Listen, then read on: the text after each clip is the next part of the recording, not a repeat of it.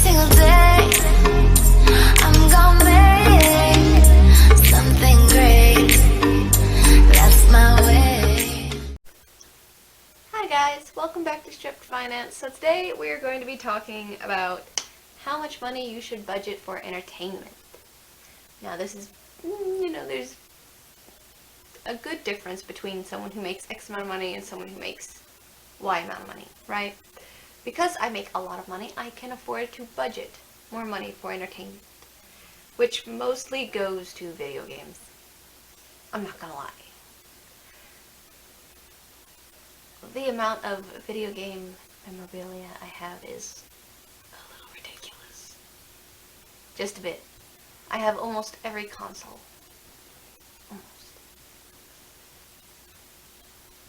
I even have the original Nintendo, and the Super Nintendo, and the GameCube.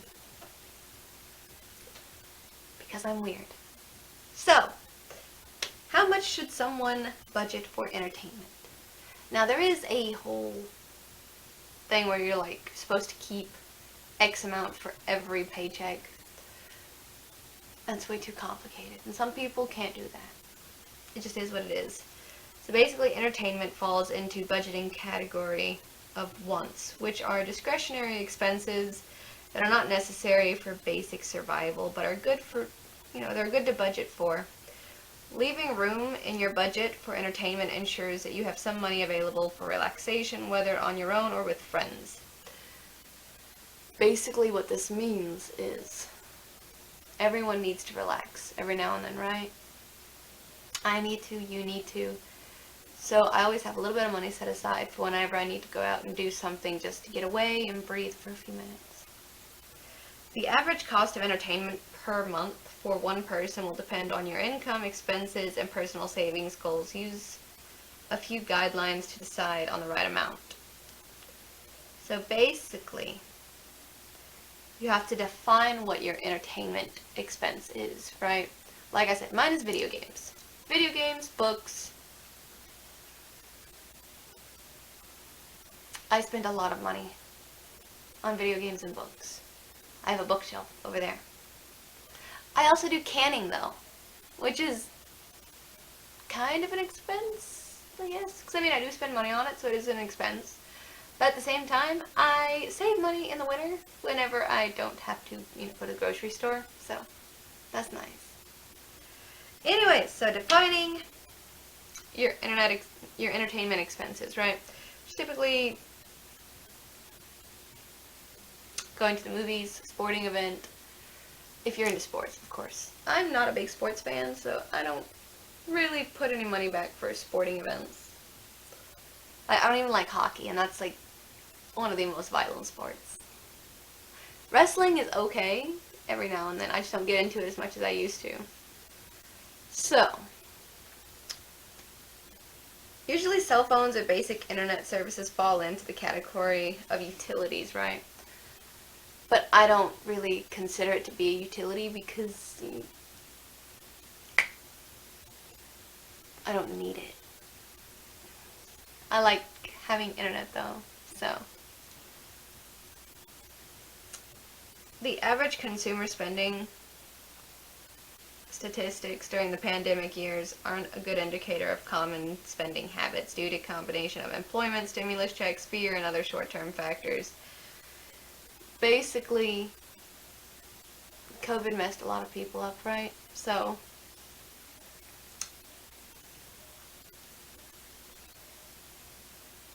I forgot what I was going to say. This is why I write stuff down, and even then it happens sometimes. But anyways, so I know that during COVID, even my job shut down, right? I was out of work for about 3 months. That said, I did get on to OnlyFans, which worked out pretty well for me in the end. I don't get on it much now because I just don't have time to dedicate to it. So, let's see here.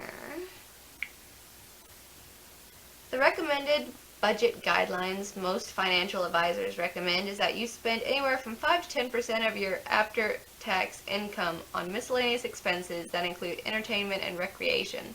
Some advisors take a broader approach that gives you a set percentage of your income, such as 20%, 30%, to spend on non-essential expenses, which include gifts, vacations, clothing, eating out, entertainment.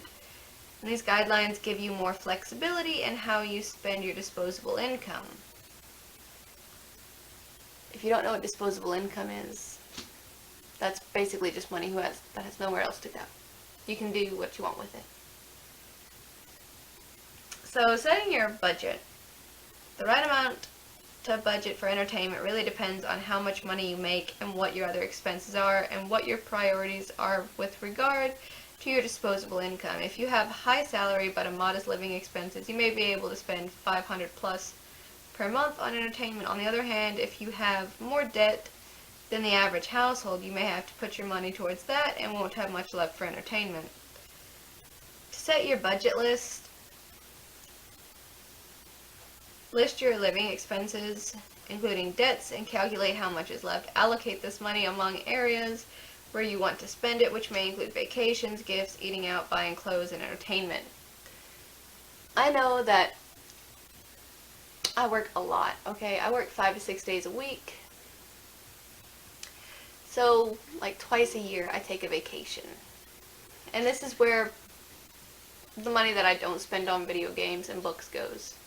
I put it in a jar, and I save it up, and eventually I have the money to go on vacation. And that's what I do for my entertainment, right? That's how I budget. I put it in a jar, and I forget about it. Sometimes literally. One time I went to clean my house, found like $600 laying around.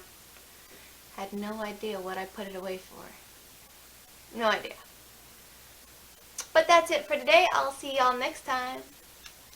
Bye! Hey guys!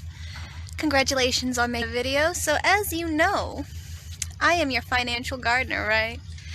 And these are the beds that we are going to be planting your financial seeds. So like, subscribe, and I'll see you next time.